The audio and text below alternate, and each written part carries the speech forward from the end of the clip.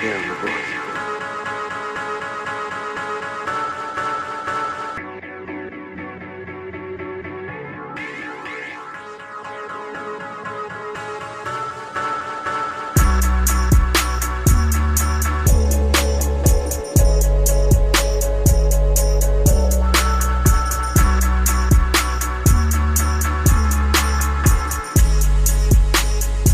Thank you for joining the show.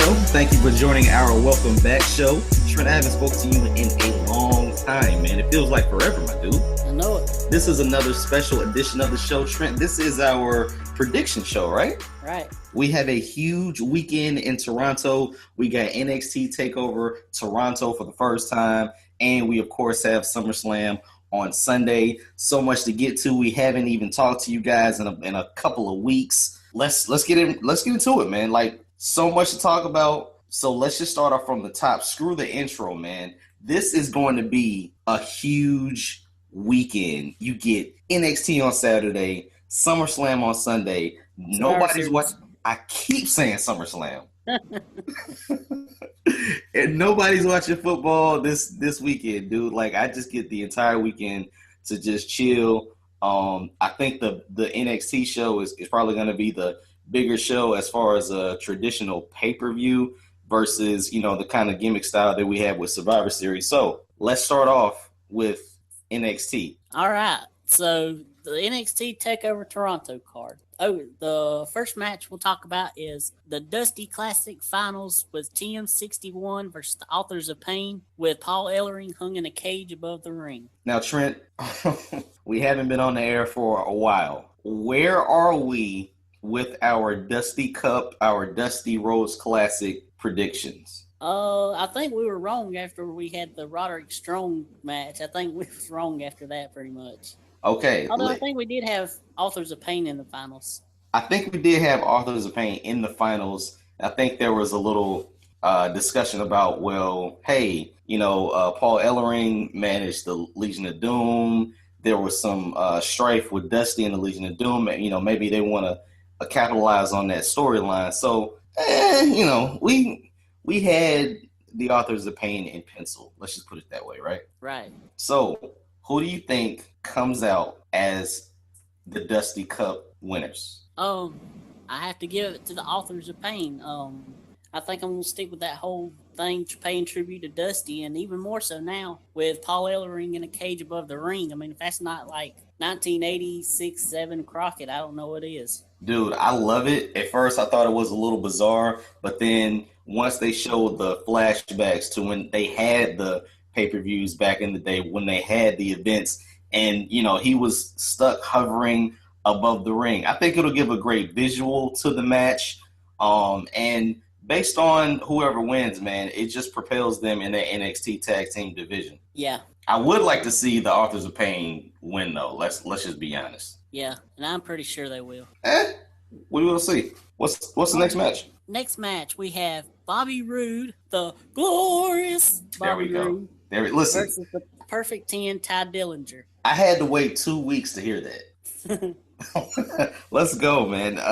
Perfect 10 and Glorious, right? Yep. Who you got? Bobby Roode. Ty Dillinger, I think, just playing the role of being the guy that's somewhat credible for Bobby Roode to go over as a stepping stone to what I'm guessing is probably go to Nakamura in his next feud. Dude, I can't argue anything that you said. I just look at the fact that they did the video package where he came in NXT and lost all his matches.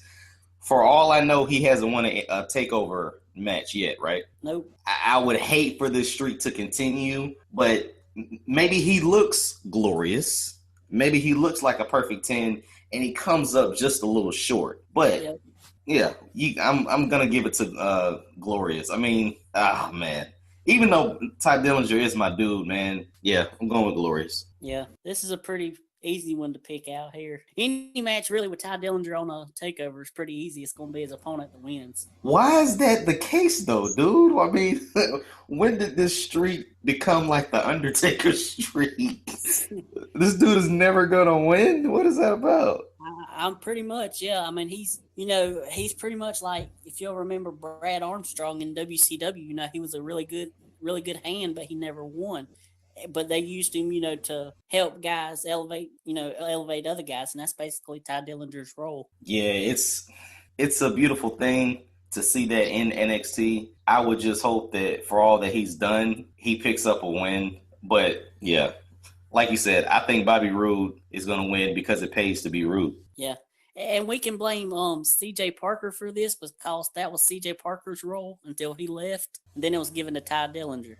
I noticed that. And yeah, I noticed that. It's just the fact that you have the charisma, you have the entrance, you have the ring awareness, you have a phenomenal. I mean, you literally have the total package as far as NXT. Why can't this guy go farther? Like you said, he was there he was in WWE in like 2006. Yeah. How long does he have to stay in NXT spinning his wheels? But, we will see, man. This is going to be probably the match I enjoy the most because there's suspense. Could Bobby Roode win? Could Ty Dillinger win? Yeah. Well, from the match that you anticipate the most to the one that I'm looking forward to the most, and that's the Revival versus Johnny Gargano and Tommaso Ciampa for the NXT tag titles in the 2 out of 3 falls match. I was super high on this. Their SummerSlam match. I had it my favorite match of the weekend. So far it's my number 2 match of the year. But this time I think I see Gargano and Ciampa winning. This will be the 3rd time that they face each other, right? Think so. Second or third. Yeah. I mean, it's only fitting that you have a 2 out of 3 falls match. They put on great performances every single time. I'm going with a shocker here, man. I'm taking top guys. All right. I'm taking top guys. I think that Johnny Gargano fails again, and we finally see the split in DIY. Maybe Ciampa wants to do it himself. I don't know, but I'm taking top guys. All right. Next match, we have Asuka versus Mickie James for the NXT Women's Championship. This is a pretty easy one. I have to pick Asuka. Whoa. Glad to see they brought Mickie in. I've always been a fan of hers. The only problem with this is after this, I still don't know who Asuka's going to challenge because they're really not building Ember Moon the way they should to be a threat to Asuka. No, they're not, man.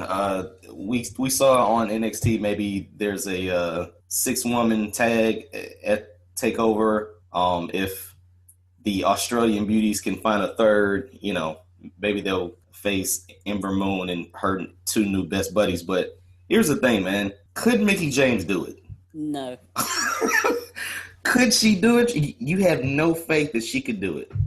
As much as I love her, I don't think so. I think she's just brought in as a name because they didn't have nobody else to face Asuka. I definitely agree with everything that you're saying. I'm just looking at the fact that maybe this could be another part-time thing for Mickie James for a year. I think that, we obviously know that she can cut a promo and she can speak very good English. No knock to Asuka. But, she's not the best singer, though. Nicely done. All I care about is the fact that we have good promos and good competition. Asuka can't destroy everyone.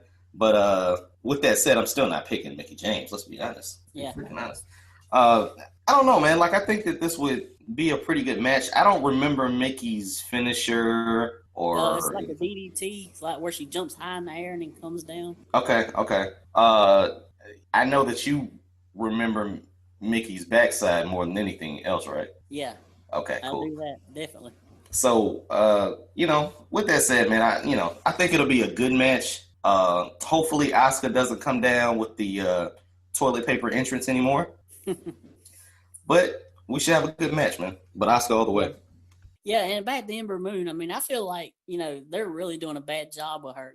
They build her up with these promos before she debuted, and then now it just feels like she's another girl who just happens to have red eye contacts and a cool finisher. Like, they don't make her stand out anymore like they should have. Trent, those aren't contacts. Well, if they ain't contacts, she must be possessed by the devil then. Yeah, man, you're absolutely right. They're not really doing anything on a grand scale for Ember Moon.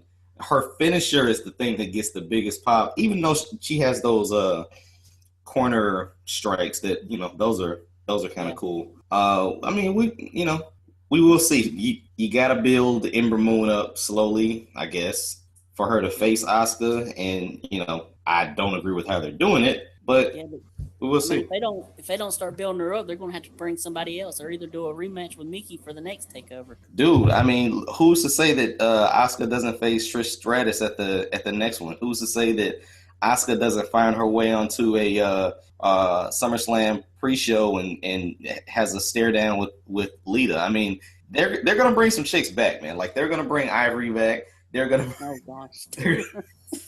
they're gonna bring a lot of chicks back if they can't build anyone up. I'm a little anxious to see who this third member with the Australian Beauties could be. You know, maybe that's.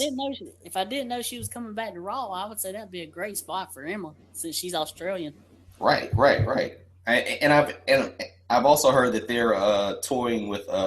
I'm gonna screw up the name, but they're toying with possibly bringing in another Japanese female wrestler. Oh, okay. Yeah, so I mean that maybe they're stalling right now, but we'll see what happens with Mickey and Asuka. Whether this goes somewhere, whether Mickey hangs around. But either way, Asuka's on top, and she's probably gonna stay that way for a long time. Yeah, I mean, whatever they do, they really need to keep this women's division back in gear because since Bayley's left, it's really sunk a lot, than what it was. It's not what it was at all. It's Asuka up at the top, and then everybody else is way below her. Exactly.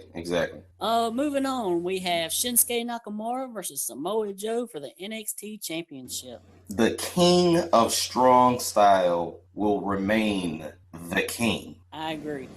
I think it'll be a very aggressive match, though. Yeah.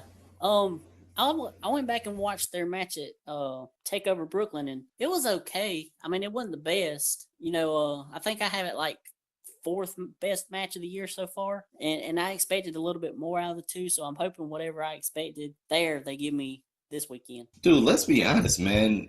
That show was a pretty good show, right? Yeah. Now, I mean, the main event, I'm not even talking about the main event because I think everyone was hooked on the fact that that was Shinsuke's night, right? Right. Everyone knew he was going to win.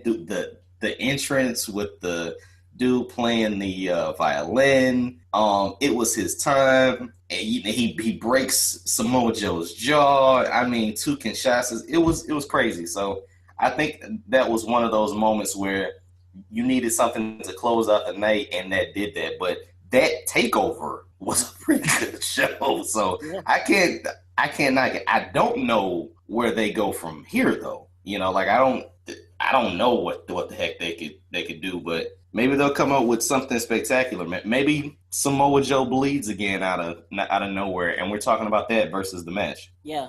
That's what needs to happen, and they need to let it go. Like, have it, just a drag out, knockout, slobber knocker brawl. That's what they need. Exactly. Yeah, that would be awesome. Yeah. So that's NXT Takeover. It should be a pretty good show. The show's gonna be freaking fantastic, dude. Like I said, that one's gonna give you probably the most bang for your buck, and then you're waiting on the big guns on Sunday, but Saturday's gonna get you hyped, man. Definitely. Right. And with the the way Survivor Series is this year, I feel our match of the weekend has to come from NXT TakeOver because I don't see really any match on Survivor Series being that good, in-ring wise. Well, yeah, I think probably match of the night, I'd probably go with Bobby Roode and Perfect 10 just for the suspense, just because they're hometown boys. Probably the crowd's going to be back and forth. Entrances are going to be crazy. And, outside of probably your 2 out of 3 falls match, that's what I'm going for as the match of the weekend.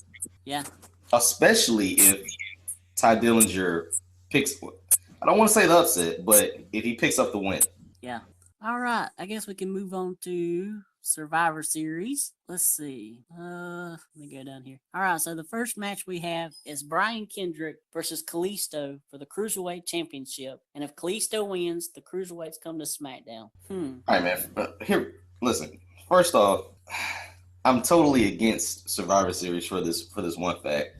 The way they're doing this thing, just stick with a title on one show. Just do that. Like, just stick with that. I mean, like it does add intrigue, and they started it off with a superstar from Brand A versus Brand B, which that was cool because that was the inter-promotional match. Like, that was cool. The title switching thing, dude, I don't think anyone's going to watch SmackDown because the Cruiserweights are on there. I don't think that anyone's going to watch Raw because the IC title might go over there. So just have the match. Just have the match, you know? But I think the Cruiserweight division is slowly going to die. And if this 205 Live thing is coming to fruition, maybe it should be on, or should be, yeah.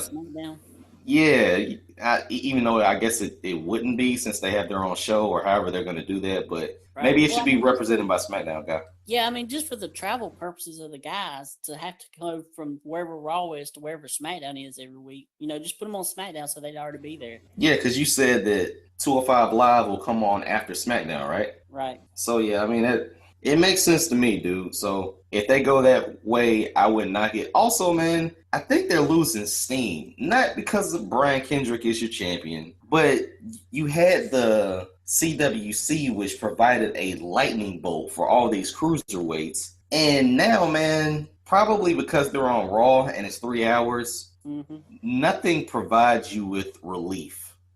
I mean, you could take Pepto-Bismol and Mylanta and it wouldn't give you any relief. So putting them on there, it doesn't really, you know, like having them in 6-man tags and stuff like that.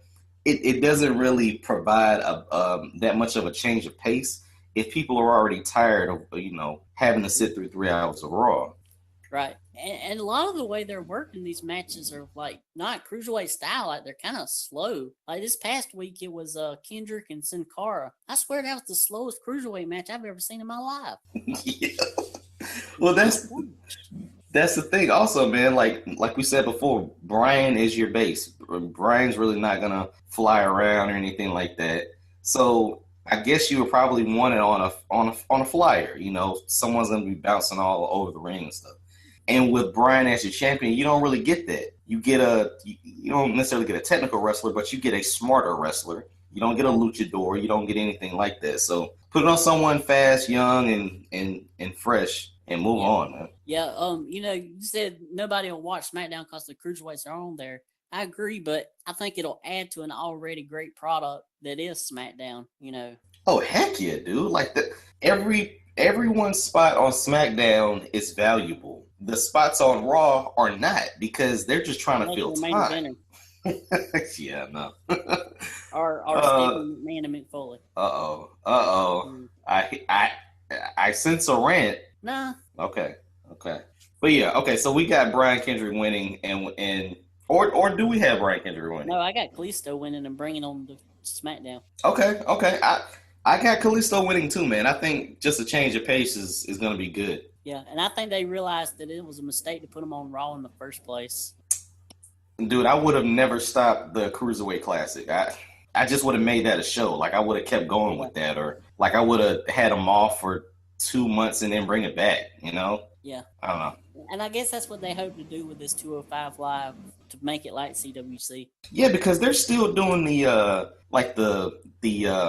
matches where they have to face off and shake hands and all that crap, right? Yeah. Yeah, so make that its own show, man. I mean, yeah, make that its own show or have them on SmackDown in that one match that's just gonna possibly steal the show every week. Yeah.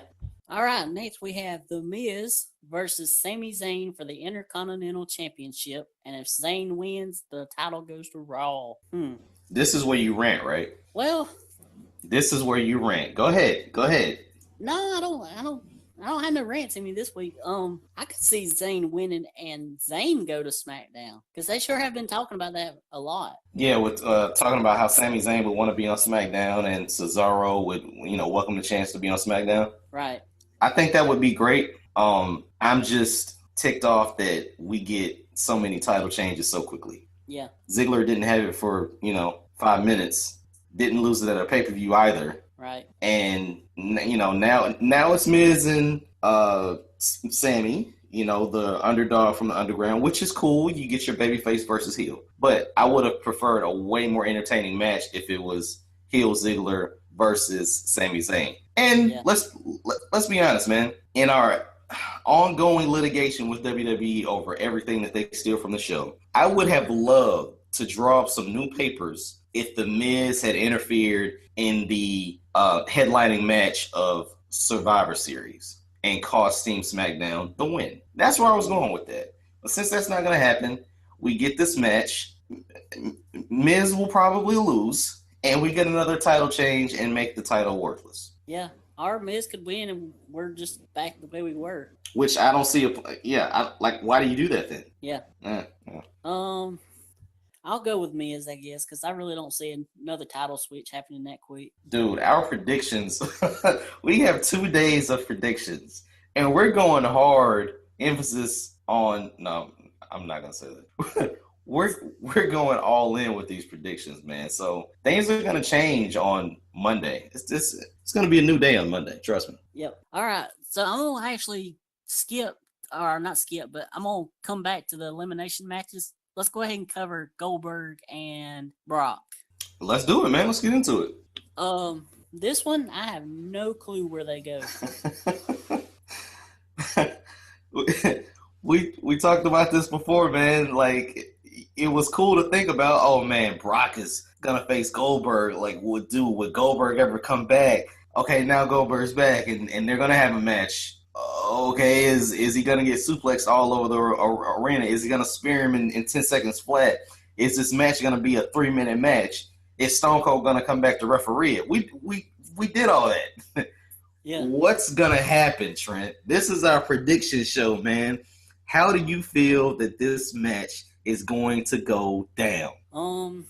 I think I'm going to give it to Goldberg and say he has another match, and Brock can take a loss. And I'm pretty much tired of Brock anyway, so I hope he loses. Okay, here's the thing, man. With this momentum going, people are chanting Goldberg. I don't think the train stops at SummerSlam. I think Survivor Series. I keep saying SummerSlam. I don't know why. You did that earlier, too. You did that again when we was talking about, I think, NXT, and I didn't even stop you. I have no idea why I keep saying SummerSlam. Maybe because I missed the summer. Well, it's okay. They both had the same initials. Basically. Okay, so I have Goldberg winning. I think Goldberg goes on Monday and, says thank you, it's my last match or whatever, blah, blah, blah. And then something else happens to where he needs another match. Duh. Okay, we're past that. Brock loses, but I think Brock goes away for a while. Like, You know what they're talking about for Mania for him, don't you? Who was that? Remember what happened at SummerSlam? Yeah. Shame. There you go. I don't really care to see that much, really. Well, you're going to get somebody that's going to take 13 suplexes. Yeah. So that's the that's the formula for a Brock Lesnar match. So you have to have that. But holy smokes, that could work, dude. That could definitely work. Oh man, that could definitely work. Yeah, let's go in that direction, dude. Brock faces Shane at WrestleMania. I'm pretty sure they'll set it up somehow, some way. But Goldberg picks up the win. Yeah, who would you say Goldberg faces at Mania? I'm still going Undertaker. Undertaker, yeah. I'm still going Undertaker. I don't really see Goldberg and Rock. I don't really see Goldberg and Cena. Don't see Goldberg and Triple H again. But yeah, I do see Goldberg in some capacity at WrestleMania. Just to come back in the spotlight one more time. Yeah, the only reason I wouldn't 100% say Goldberg and Taker is because they may want to do that Taker and John Cena match that they were going to do this year. See, this is getting juicy, man. It's there's so many possibilities because you're getting so close to late March, early April. Oh, I know a match they could give Goldberg. Let's do it. Goldberg Roman. Dude, I'm not against any of that. Listen, as a TWF host, as a internet wrestling fan, I would like Goldberg to face somebody established. Yes, it may hog the spotlight, but I don't want him beating up somebody that they need to build for the next 3 years. That's all. I think him and Seth. Go ahead. Roman would get the win. Whoa. See, now you're stepping on my toes, man. Now you're stepping on my lawn, dude. Oh man. So and there's nothing wrong with that, Trent. Do you think Goldberg would get the win against Brock Lesnar and do the job to Roman, or let's say the Roman, Seth, Finn Balor guys, those guys? You think he would do the job at WrestleMania for them? I think he would, because I don't think this run is a political run. I don't think he cares who beats him, or whatever. Long as he gets a win over Brock. I mean, you think about it. Think about it in Vince's eyes. Goldberg beats the unbeatable Brock Lesnar. Then Roman beats the guy who beat the unbeatable Brock Lesnar, who already has a reputation before he beats Brock Lesnar, which is Goldberg. I mean, that in Vince's eyes, that would shoot Roman up, to be the biggest badass of all time. You're exactly right. And that's why I call you the best in the world today. That was a great point. I hadn't even thought about that until I'm looking at my notes and just seeing Roman Reigns' name. Well, all roads lead to Roman or Cena. And I'm not even saying them in name fashion. Whoever, quote unquote, the guy is, that's Goldberg's opponent. Just because right now people are chanting Goldberg, man, and they're probably not going to stop. Like, you're not going to give them Sunday and possibly a goodbye on Monday, and that's it. Dude, if they do that, they're going to chant Goldberg like they chant CM Punk. Mm-hmm. Like, they're not going to stop. And when I say they, I mean us, the fans. So if you have him winning, dude, even if you have him losing, man, now you've put that sound out. Now you put that audio out. Nobody chants Suplex City anymore, dude. Nobody chants, nobody really chants yes, and, unless Daniel Bryan's out. The sound right now is Goldberg. Yep. Or Ellsworth. Nicely done, my friend. Nicely done. But I mean, I could see Vince, doing like a Cena, Taker, Brock, Shane, Goldberg, Reigns as like a triple header for WrestleMania, and then the 2 title matches. Man, yeah, I don't see anything wrong with that, man. I don't see anything. Man, I don't see anything wrong with that. I'm pretty sure Rock will be there just to, Rock will host the show or something. But yeah, if you have those 3 matches, dude, let's get into it now, though. Wouldn't that overshadow? See, that's what I'm saying. Like, wouldn't that overshadow? Who's the champion though? Is Roman the champion? No, it would be a non-title match. Okay, so that would either leave Kevin Owens and Finn Balor, Kevin Owens, Seth Rollins, Kevin Owens, Chris Jericho, right? Yeah. Okay, and then you could get maybe AJ Styles and there's nobody on SmackDown, but AJ Styles and Bray, AJ Styles and Randy, whatever, blah blah blah. See, those kind of get put on the back burner, but that may be okay. Yeah, I mean, with that card, I know the internet wrestling community wouldn't be happy with it, but I could see it being major money drawing, which WrestleMania in itself can draw money without even having any matches announced, but still. Dude, I totally agree, and we know that WrestleMania is going to be 17 hours this year. Yeah. So they have all the time in the world.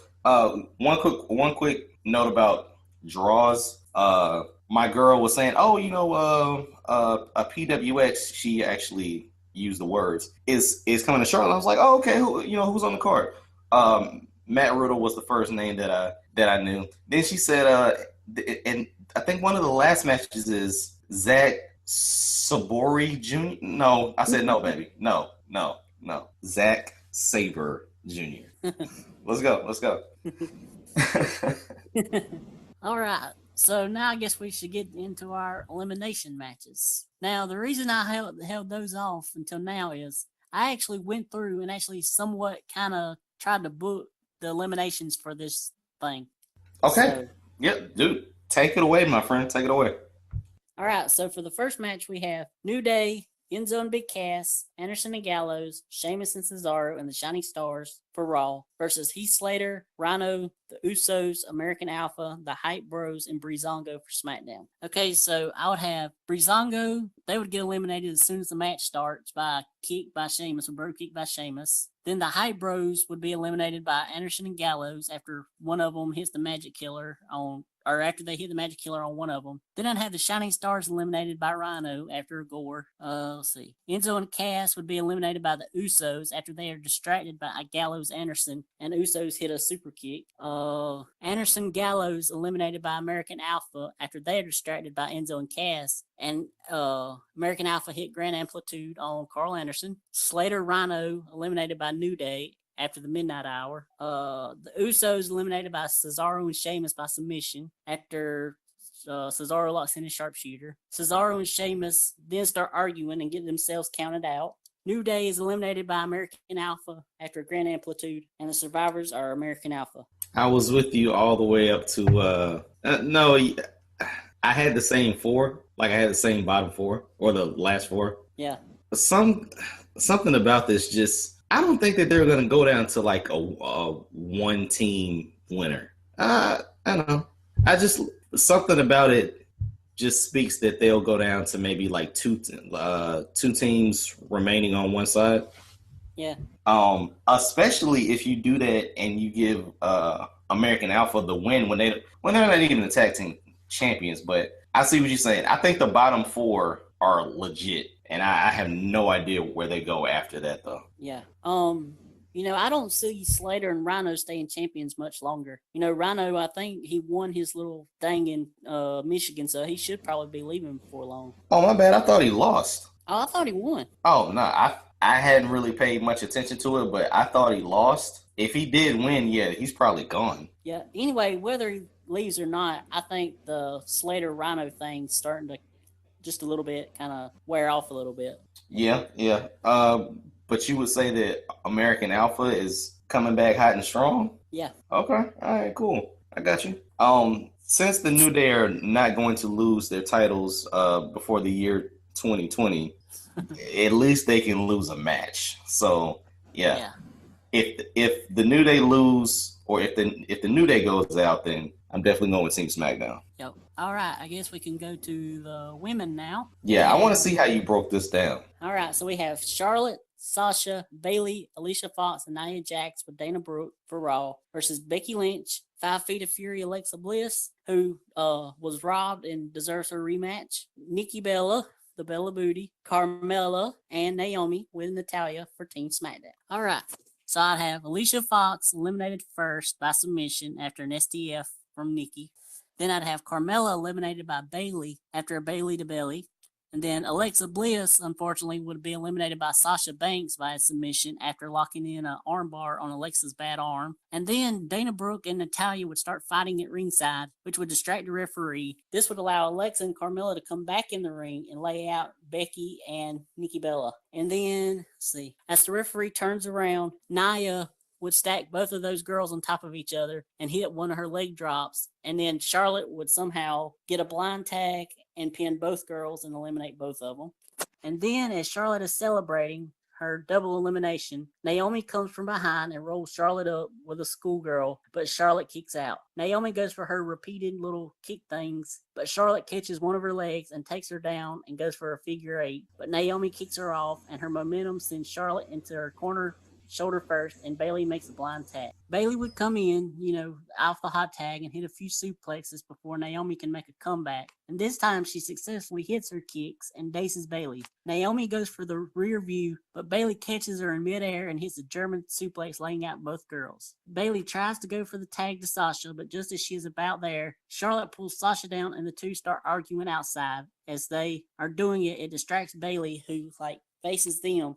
And this allows Naomi to roll Bayley up and pin her. Then Nia would come in and hit a stiff clothesline on Naomi. She would pick her up and hit her with a power bomb, followed by her leg drop to eliminate Naomi. And the survivors would be Sasha, Charlotte, and Nia. Okay, I see. Yeah, listen, you made Naomi look like a superstar, which I definitely appreciate. I was shocked that you had Alexa Bliss going out, though. Yeah, well, I didn't like it, but it made the most sense. Just saying, man. Look, I had a few friends over, and we watched SmackDown, 2 weeks ago, right? Right. And I showed them all the beautiful parts of the women's division.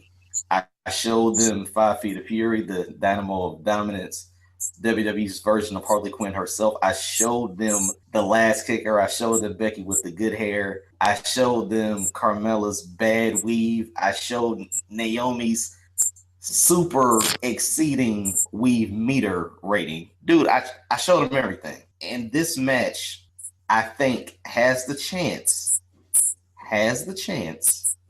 to be match of the night. I agree. Okay. It has that chance, dude. We have five. Well, we have 9. Let's be honest. We have 9. No, I'm not shouting out Foxy here, but we have 9 talented females. We have athletes. We have good storytellers. We have just overall fan favorites. We got the 4 horsewomen. We got a powerhouse in Nia Jax. This could be one of the better 5-on-5 matches of the night, and damn near I say match of the night. So I'm still taking Team Raw though.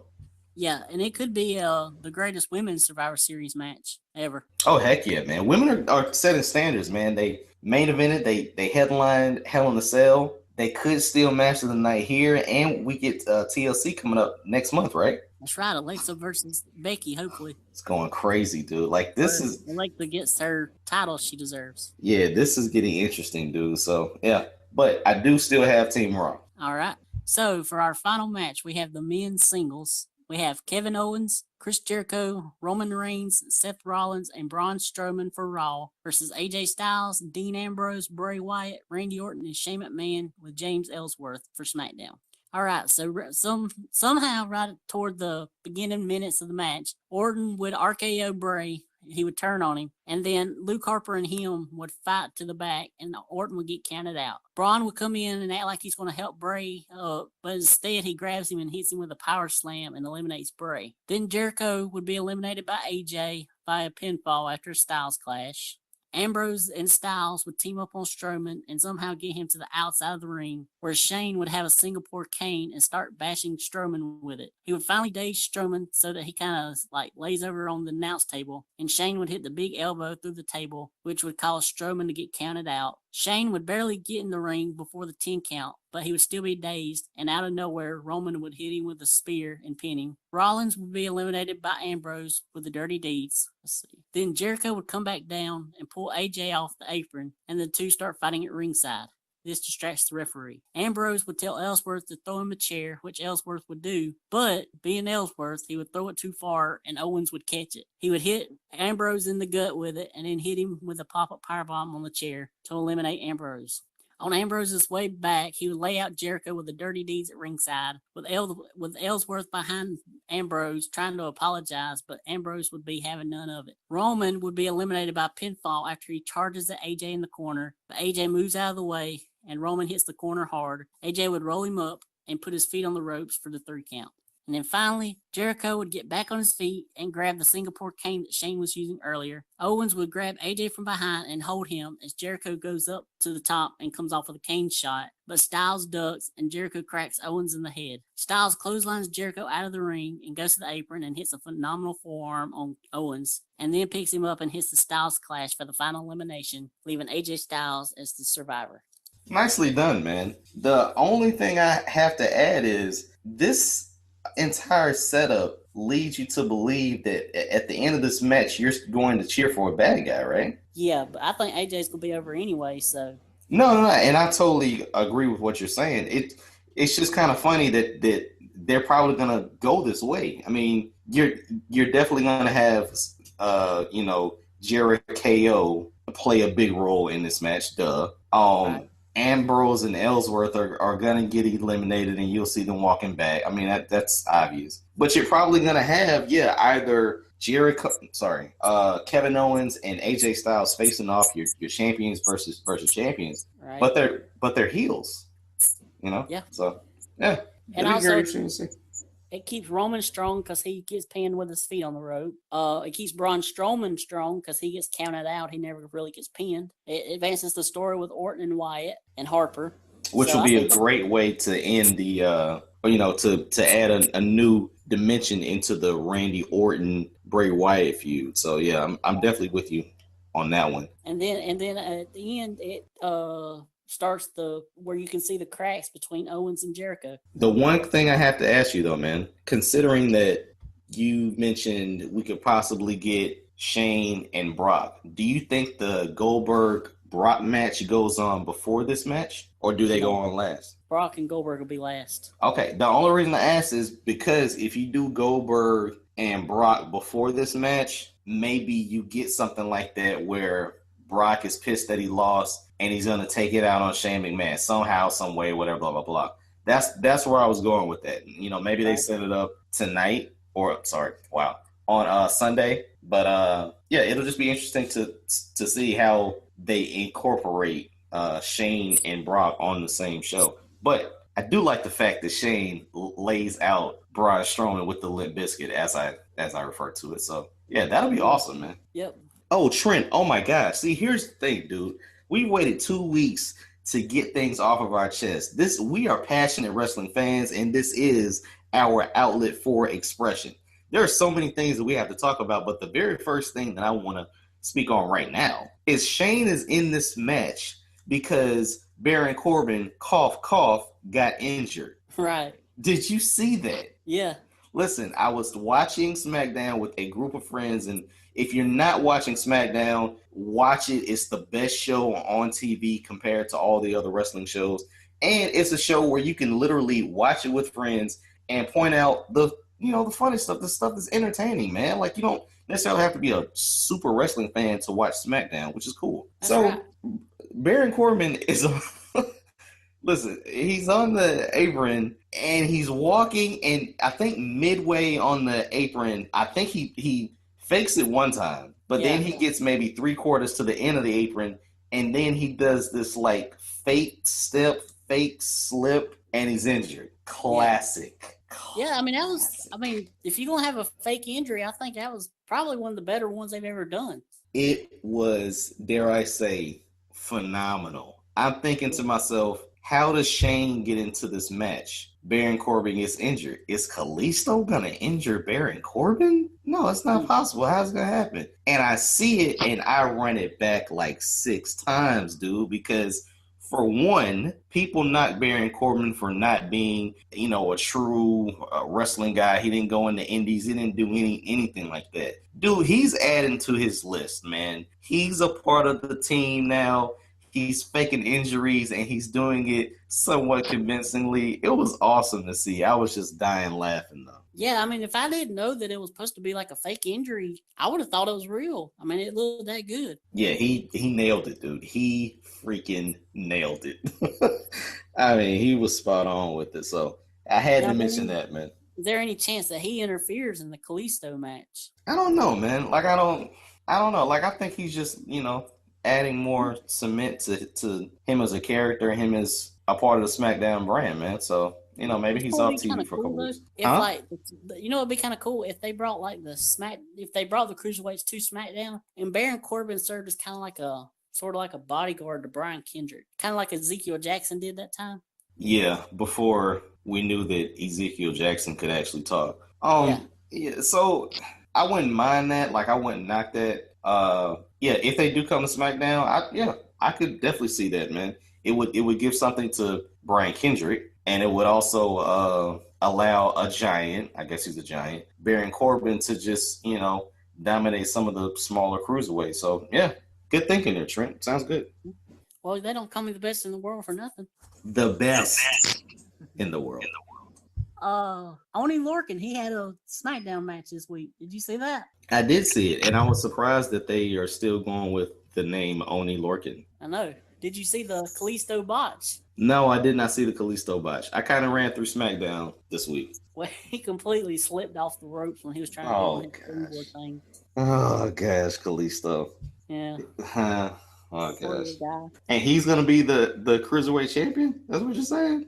He might be. At least he's not the one getting in fights every week with everybody like Sin Cara is. Oh, listen, first double dipping was a sin. Holy smokes, man. What did he actually... He was just singing loud, making noise on a plane? Yeah, something about Jared. He was making noises or something, and Jericho got pissed at him, and they got into it. But no, this is the funny thing, man. When did Jericho become the aggressor Like when does Jericho just want to start picking fights now? I mean, he did it first with Brock. I mean, is he the judge, jury, and executioner of the locker room now? Like is he the judge for wrestling court? I guess Undertaker passed the torch to him. I guess, man. I guess, man. Him and the Undertaker are slowly sharing the same receding hairline, so maybe it works for him. I don't know, but it was just shocking to hear that yes, Jericho was in another altercation again. Yeah, was it shocking that he was in another one, or that Sin Cara was in another one? I mean, I don't really know the character of Sin Cara that much. It's just like Jericho. Like, here's what I'm saying. If this was let's say if this was Apollo Crews, or like if this was one of the Shining Stars, or like maybe if this was Kofi, like I don't think it would have been a big deal. You know, like it's just okay. Boys will be boys. But now you get Chris Jericho into it when he just had the altercation with Brock, and at the same time, it's Chris Jericho, dude. Like, what are you starting fights, or what are you doing? Why? Who made you Law, Order, and Justice? Yeah. I say they make a tag match for WrestleMania. Jericho and Simon Gotch against Brock Lesnar and Sin Cara. Yes, let's do it. Oh man, nicely done, my friend. Well, that'd be one oddball misfit match. Dude, that sounds like a great match for Sunday Night Heat or Superstars or something like that. Yeah, that's an oddball. It's definitely an oddball match. Dude, did we get so sidetracked? Nah. All right, go ahead. Let's see. So we was done with Survivor Series. What else we got? Let's go through the random notes, man. Like we talked earlier about WrestleMania a little bit. Is it all but confirmed, if not confirmed, that Red and Yellow himself, Hulk Hogan, will be at WrestleMania? Probably so. I mean, usually when you say that you haven't spoken to the WWE, that means you've had so many talks with them, you forgot that you talked with them, right? Yeah. Okay, so do you have any problem with Hulk Hogan showing up at WrestleMania? I seen it coming. I didn't see him being away from him that long. I mean, I've been over Hogan for a long time, so it don't really matter to me. What do you think the reaction will be for Hulk Hogan, man? I'm guessing it'll be positive. I mean, Hogan, for some reason, he's one of these guys that no matter what he does or what he says, still gets a good reaction and still over with the fans. It's like he can't be, hurt by anything he says for some reason.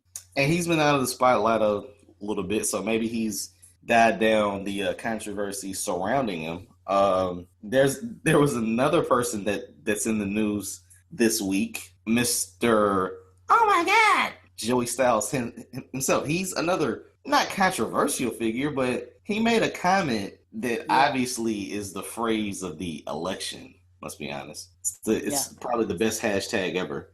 But dude, he made the comment. He got fired, whatever, blah blah.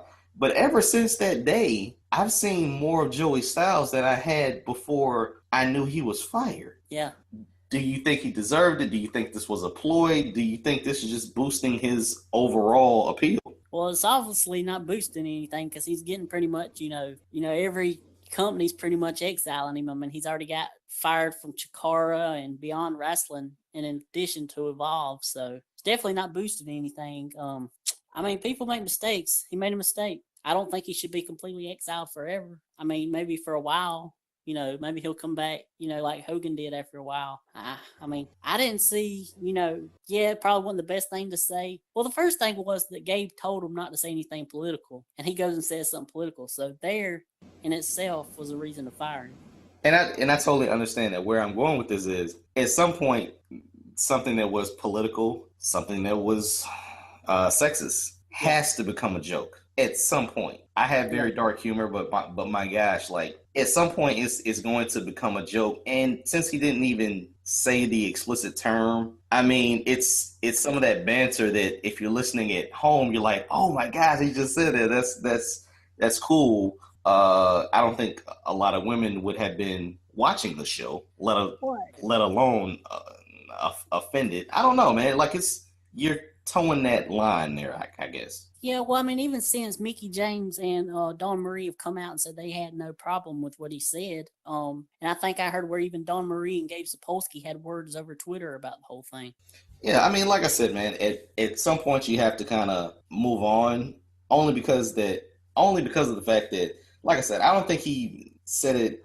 When I read it, I thought it was hilarious, dude. Like I just thought it was hilarious. I didn't think it was offensive, given the fact that, like I said, that phrase, that term has become a hashtag, but that hashtag is over a week old. Yeah. So I mean, it's like slowly dying down. By January, NBC will say it on, whatever primetime show they have. So yeah, I mean, it's dying down.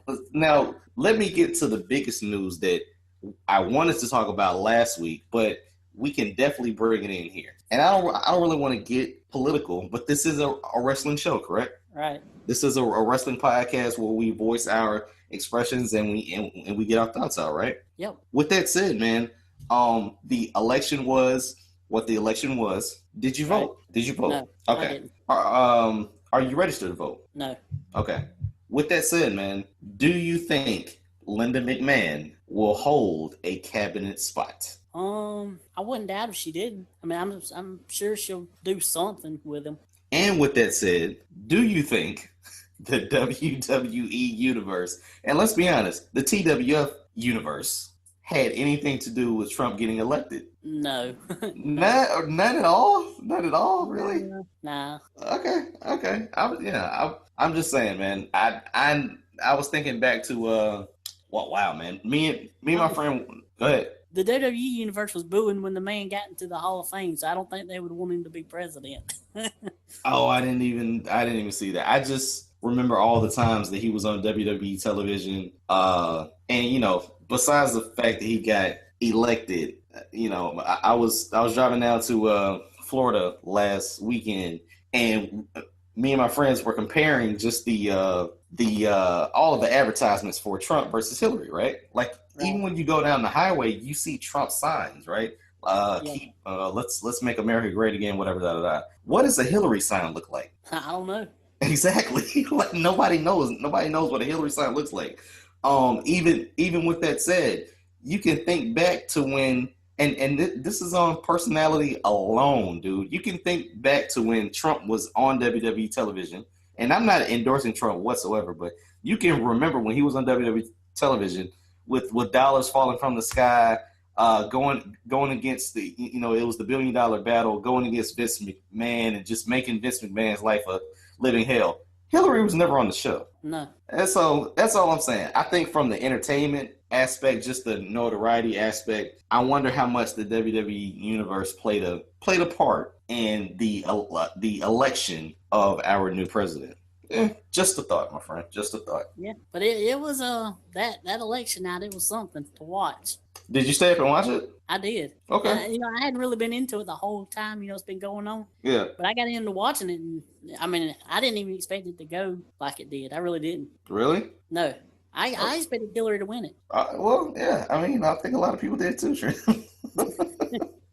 I think a lot of people did too, my friend. Even if he did win, I didn't expect him to win it, as by that much. Well, I mean, as the results slowly came in, I understood what was happening.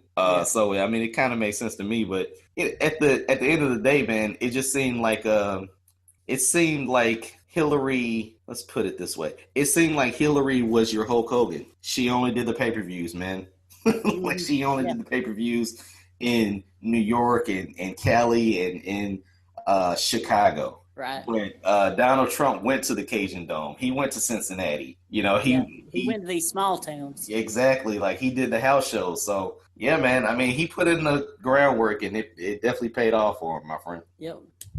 All right, man. So, what does that leave us now? I think we've exhausted our Survivor Series talk. We've talked about some controversial topics.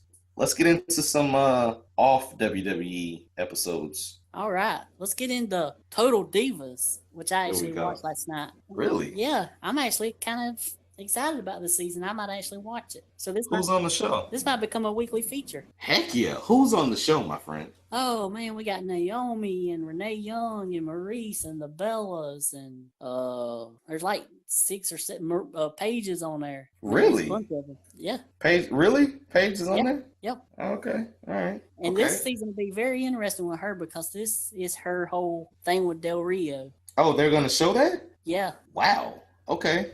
Yeah, this is different. I didn't expect that. I really didn't expect her to be on the show, and I definitely didn't expect Del Rio to be on the show either, but okay. Ooh, nice. We'll also get Ambrose on the show with Renee Young. Oh, yeah. Okay, cool. Yeah, that's cool. On this episode, it's funny, we always talk about Naomi's weave and stuff, because this episode, one of the stories on this episode was centering around Naomi and her hair getting all messed up right before WrestleMania. There we go. She had to fly in somebody to actually fix it. Dang. Whew. Yeah, that's different. It also had to do with Brie Bella having her last match at WrestleMania and her emotions going through all that, along with Nikki. Nikki still being in question whether she was going to come back or not. Okay, so the first episode was centered around the previous WrestleMania. This year's WrestleMania. Yeah, this year. My bad. Yeah, this year's WrestleMania. 32. Yeah. Okay. All right. Cool. Yeah. So it kind of pushed you back into the mind frame. But like Nikki was, tops and bottoms was still walking around with the neck brace, right? Yep. Oh yeah. Okay.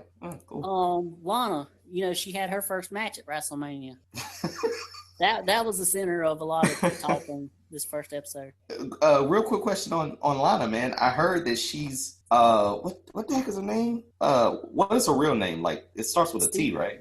CJ Perry. My bad. I don't know why I said T. I was thinking Terry. She's gonna be more of CJ Perry, right? Yeah. And so far, she comes off as very likable. She don't speak with a Russian accent, and we've seen her with Rusev a little bit. So I'm interested to see more into her. What she has in store. Yeah, that's gonna be cool. And the big story of the show was Maurice and her feud with the Bellas. So apparently, wait, what? Yes, she has. Well, this is before she even come back. Remember, this is WrestleMania. She didn't even come back till the night after WrestleMania. Yeah, true. So apparently 3.5 years ago when she left, there was some kind of opportunity or something that they were offering her and Brie and Nikki and somebody else. Well, it turns out that they said that if they didn't offer it to all 4 of them, that none of them were going to do it. Well, come to find out, Brie and Nikki take this offer behind Maurice and whoever this other girl's back is. I think this other girl might be Maria. Because they said four girls. Yeah. Okay, yeah. 3 years ago, are you going with the hot? Was Nikki Bella tops and bottoms back then? I'm not sure. Okay, but yeah. She was, yeah.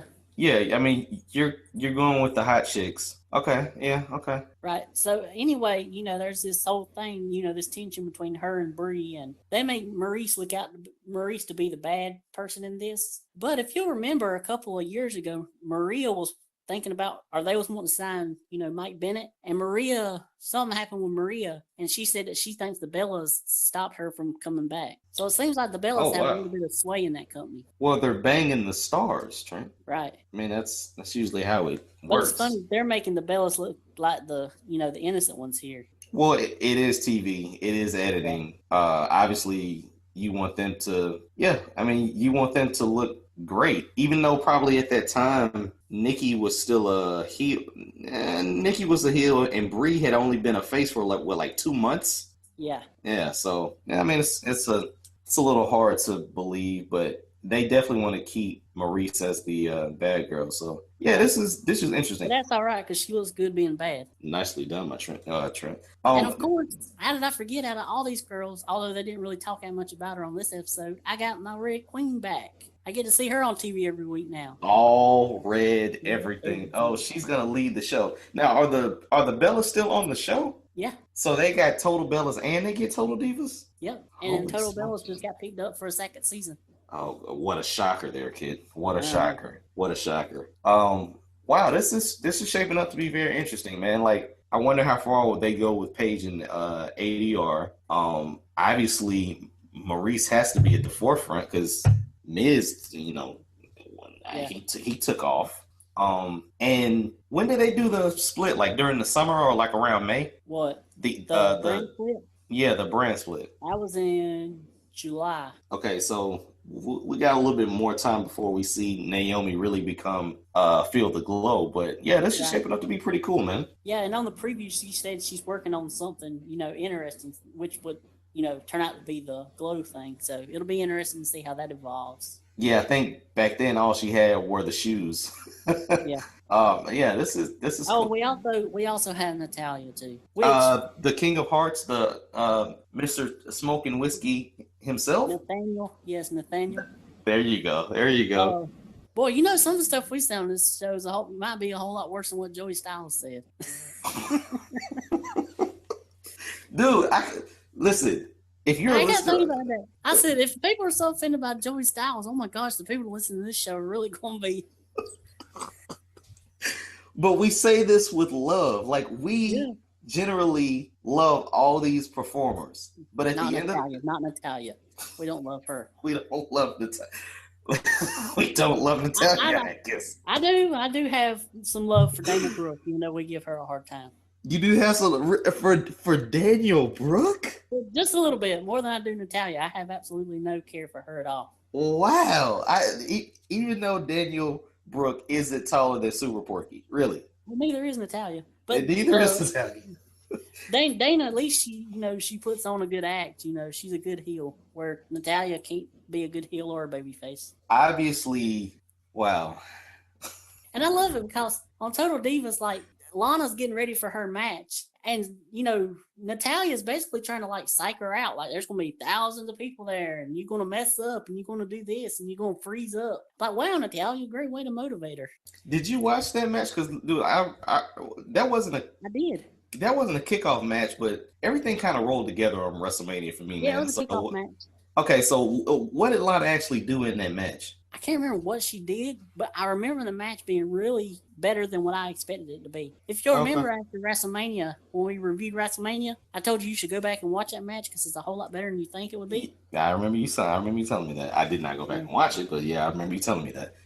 Did Lana look cute when she was out there? She did. I mean, do you remember the outfit she had? It was it wasn't soccer, but like she had small booty shorts, right? No, it was like a one-piece thing. Like, her whole butt and everything was showing pretty much. Oh, okay. Yeah, I'll have to go back and watch that, man. For the technical wrestling, of course. Yeah. Of course. Yeah. Yeah. Dude, this show is shaping up to be a very interesting season, man. And I'm pretty sure they're going to add other things, but from the initial outset, man, you got a lot of different directions where you can go. Oh yeah, I'm probably really excited about this season of it. And I ain't watched like 2 or 3 seasons. So. Yeah, I mean, after a while, they kind of fade out. Obviously, we're going to get the Lana wedding. We get the emergence of Feel the Glow. Paige and Paige and ADR. Eva Marie, what has she been doing and stuff like that? We have a episode coming up. I don't know when it'll be. They show it in previews. You remember when I was telling you about the Maurice and Eva Marie and the bathing suits going out to some island? Right. That was on an episode. I think I saw that on like a teaser or something like that, and I remember the photo that I posted with them on the beach, and it's like a bunch of geckos just walking in the background, right? Yeah, that's crazy. That's crazy. So I will be looking forward to that episode with Maurice and Eva Marie in bikinis. That'll be one of my probably all-time favorite Total Divas episodes ever. Nicely done, my friend. Nicely done. Okay. That is all for Total Divas. Don't we follow another show, Trent? That would be Big Brother. Let's do it, man. Let's do it. 2 weeks I've been waiting to hear what's going on with Big Brother, dude. All right. So last week we had last week we had a double eviction, which sent one of our sisters home, which was Alex. She's gone. Wait. Alex was the number one pick out of everything else, right? Well, she was one of the sisters. She was one of the sisters. Right. But Alex, like you said, hey, let's pay attention to Alex. Yeah. And then we added SJJ, right? Yeah. Okay, so Alex is gone. Right. Wow. So sorry to see you go. So after last week, we're down to 6. Now this week we're down to 5, and 3 out of the 5 are our picks. We still got Shelby, Morgan, and Justin. Okay. All right. And Jason, which we had originally, then I took him off the list. Right. But Morgan was he's probably going this week. Morgan was the other sister, right? Right. So as long as we keep it in the household, I think we're good. But I think of the ones left, Shelby's probably the one I'm rooting for the most. Really? Yeah. Why is that? The last couple of weeks, she's been kind of like, it's basically been her and Morgan against the rest of the house. And she's fought her way back by winning competitions and kicking butt in competitions and actually saving her and Morgan. So she's really doing a lot of work in that house to stay in there. Okay. I see where you're coming from, man. You've definitely done your research, and we're getting closer and closer to those final weeks, man, where we're down to what, like the final 3 or something like that? Yeah, well, a winner be chosen out of the final 3, and there's 5 left. It's getting dicey, man. It is getting very dicey, my friend. Yep. And Justin, I can't believe Alex is gone, though. Jeez. Yeah. But Justin, he's already he got this thing as a care package, and he has to do this challenge. But if he does the challenge and completes it, he already advances to the final 4. So we're set up pretty good for the finale. Cool. We're on track, dude. And if you win, we're going to Vegas. Yep. We're going to buy lottery tickets. We're buying a lot of lottery tickets. Dude, we're going to buy a lottery ticket in every state. Let's be freaking honest about it. Two Big Brother wins. Like, you can't just pass that aside as like, he's lucky. You know, he just picks the cute girl. No, this dude does his research. He is the best. Well, that's kind of I just happen to get lucky with him. I do pick the cute girl. They just happen to be really good. Let me ask you this. Would you want to get lucky with one of the sisters or both of those sisters? Yes, definitely. Welcome to the show, man. One of them's a cheerleader, or was a cheerleader, college cheerleader. Holy smokes. Until she broke her pelvis? No. I mean, I don't know. She must still be a cheerleader. I don't know. I think she was out of college now, though. Okay. Cool, man. Awesome. And the other one is like a video game. Like, she creates video games and stuff, like a graphic artist and stuff. Oh, really? Yeah. So she's good with computers. She's like the nerdy sister. Oh, cool. Yeah, this is shaping up to be a nice duo. You get the best of both worlds with them two. Yes, you do, my friend. You definitely do. Then you get Shelby, which is like, she's like the third member of those 3, like, good friends with them. And she's like the sort of the really smart, like, she's a law student. Like, she just probably passed the bar, and she's like really funny and stuff. And she's really cute. She's like tall and skinny, which usually ain't my thing, but with her, I guess I can, let it pass. Yeah. Oh, yeah. If people are out there wondering, Trent likes them thick. Yeah. Trent likes them. He likes them thick. Yeah. I was thinking. We was talking about all that, and you know how like Maxim, how Maxim has like their Hot 100 every year that comes out with. I could probably on my own come up with like a triple X 100 every year. Dude, we could. I don't know. If you want to go down that road, we could come up with we could. When I asked you that, I know I was gonna get an honest answer for one. But like I said, I was just really gauging your spectrum, because anybody can have a top 5, and some people's top 5 might be the same chick. And basically the same chick, the same dimensions, the same look, the same country, whatever. Right. So your top 5, your initial top 5, I think is going down to like top 10 now. But it's awesome, could probably, like I said, go to 100. It's hard to pick a top 5 and not have so many that I like.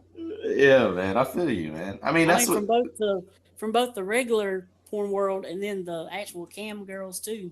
That's what I'm saying. Right. That's what I'm saying. Like, if you ask people their top 5 favorite wrestler, they would probably give you somebody out of New Japan. They'll probably give you somebody out of ROH. If you asked them their top 5 favorite wrestlers like 2 years ago, it would definitely come out of that list. And if you ask me my top 5 favorite females wrestlers by looks, I would have a hard time choosing 5. Really? Yeah. I mean, if you really? All time, if you ask me all time. Oh, yeah. Okay, yeah. Not right now, though, right? No. I mean, Alexa, Nikki, Becky, Emma. How many is that?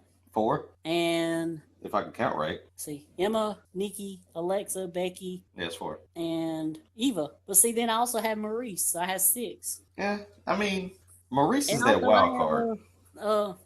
What's her name? Allie from TNA. You love that girl. Oh my God, you love that girl. Yeah.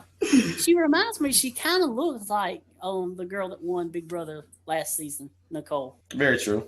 Very, very true. Very, very true. Trent, have you hit up Allie? Have you hit up Nicole on Twitter? No. Are we? She's got a man. She's still with the guy that she was with on Big Brother. I'm just saying, man. If you hit up the chick from Big Brother, you could be $500,000 richer. I'm just saying. Are we done with the show? Because I can close it. Yeah, I think so.